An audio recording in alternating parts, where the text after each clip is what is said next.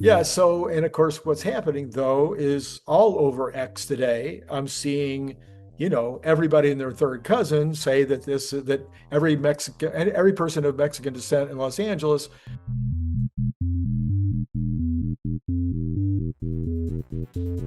better be carrying their passport because they're just going to stop people randomly on the street. And nothing about that Supreme Court decision would suggest that there can be a random, stopping along the road and just going. Yeah, well, this has been politics as usual.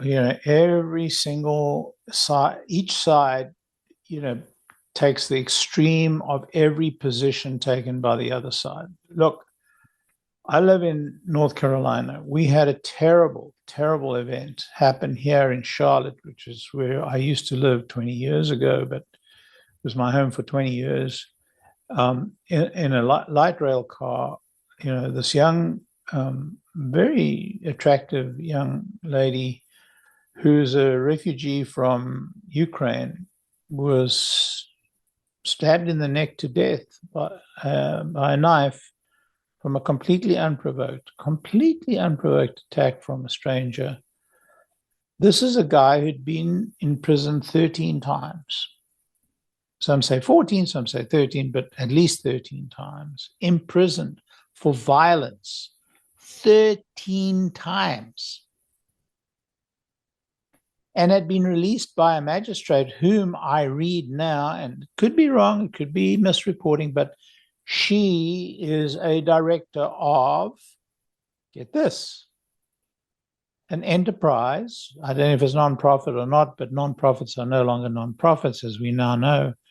But she's a director of one of these resources for repeat offenders that to get. Okay. Oh.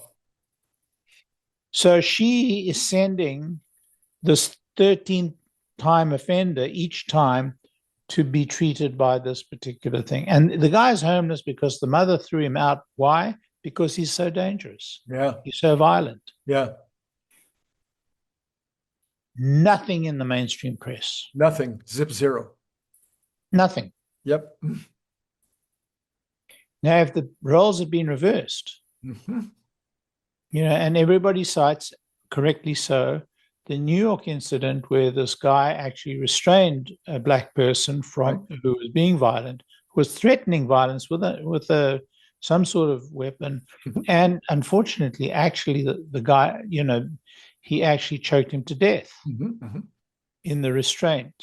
Now, apparently, there were some additional reasons that the guy died, but the press absolutely carried it every day, carried the trial every day. For months.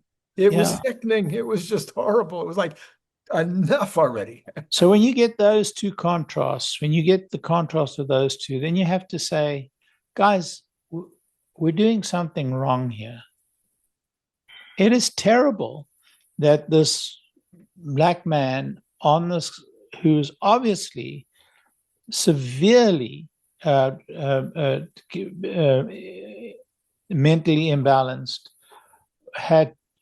gets choked to death after threatening somebody with death. And that itself kind of is a terrible reflection on our society. But then, this happens in Charlotte and like nothing in the press, nothing at all, not even after the noise in the right-wing media and in X, nothing, just silence. I think there was one small item on the BBC. Well, your governor was confronted today, I guess. He hadn't said a word.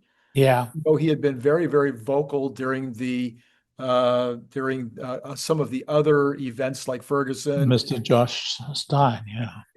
So he was confronted today, and he says, "Oh yeah, it was a terrible thing, and I'm really sad and sorry." But it was like too little, too late, and nothing about the fact that the criminal justice system was the real culprit here.